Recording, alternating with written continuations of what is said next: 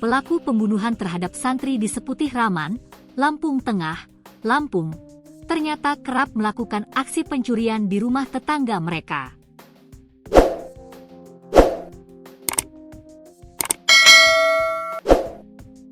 Bahkan, keduanya sering menyatroni rumah tetangga mereka untuk mencuri sejumlah uang. Aksi saudara kembar itu bahkan telah menjadi perbincangan warga sehingga menjuluki mereka remaja nakal. Diketahui, polisi mengungkap kasus jenazah remaja yang ditemukan warga di irigasi primer Kecamatan Seputih Raman, Lampung Tengah, Sabtu, 26 April 2025, ternyata merupakan korban pembunuhan. Identitas korban diketahui bernama Muhammad Rifkil Wafa, 13, warga Dusun Wanajaya, Pekon Rigis Jaya, Kecamatan Air Hitam, Lampung Barat. Ia adalah santri yang sedang menempuh pendidikan di Pondok Pesantren Baitul Mustaqim, Kecamatan Punggur, Lampung Tengah. Hal itu diungkapkan Kapolres Lampung Tengah HKBP Al-Syahendra saat menggelar konferensi pers di Polres Lampung Tengah, Jumat, 16 Mei 2025. Kapolres mengatakan, tersangka pembunuhan juga sudah ditangkap pada Rabu, 14 Mei 2025, lalu oleh tim gabungan dari Tekap 308 Polres Lampung Tengah, Polsek Seputih Raman, dan Polsek Punggur. Korban diduga dibunuh saudara kembar yang tinggal di Dusun Digul, Kampung Totokaton, Kecamatan Punggur, yakni Du, 16, dan Di, 16. Seorang warga bernama Fadil Santoso mengungkapkan, jika kedua tersangka memang kerap dicurigai warga atas aksi pencurian. Sehingga, kedua tersangka pun memang menjadi buah bibir oleh pemuda dan warga setempat.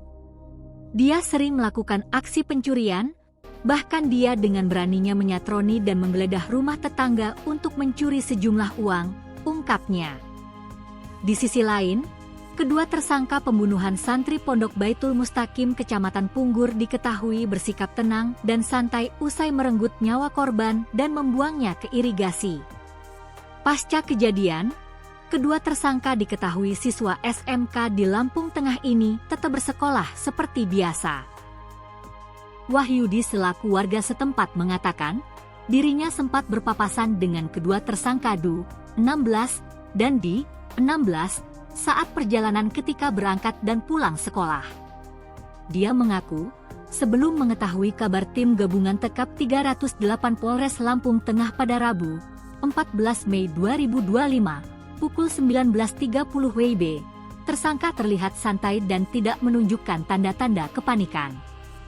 Padahal, tersangka baru saja melakukan pembunuhan terhadap korban yang merupakan santri asal Kabupaten Lampung Barat yang menempuh pendidikan agama di Pondok Baitul Mustaqim di wilayah tersebut.